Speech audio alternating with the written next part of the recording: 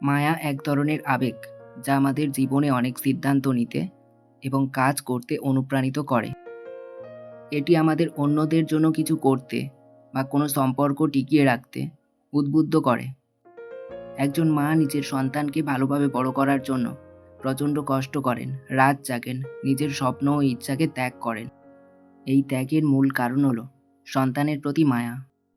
একজন শিক্ষক কম বেতনে কঠিন পরিস্থিতিতেও ছাত্রদের ভবিষ্যৎ গড়তে কাজ করেন। ছাত্রদের উন্নতি দেখে আনন্দ পান, কারণ তাদের প্রতি মায়া আছে। একজন ভালো বন্ধু বিপদের সময় পাশে দাঁড়ায়, সাহায্য করে, নিজের সুবিধার কথা না ভেবে বন্ধুর জন্য কাজ করে, কারণ তার প্রতি মায়া আছে।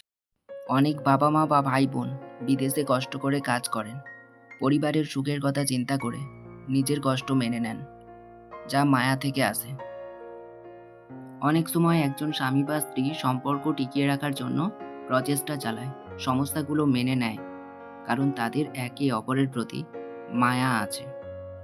মায়া আমাদের দায়িত্বশীল করে তোলে, আমাদের কাজ করার শক্তি দেয় এবং অনেক কঠিন অবস্থার মধ্যেও এগিয়ে যেতে সাহায্য করে, যা ভালোবাসা, দায়িত্ববোধ ও ত্যাগের মাধ্যমে প্রকাশ পায়।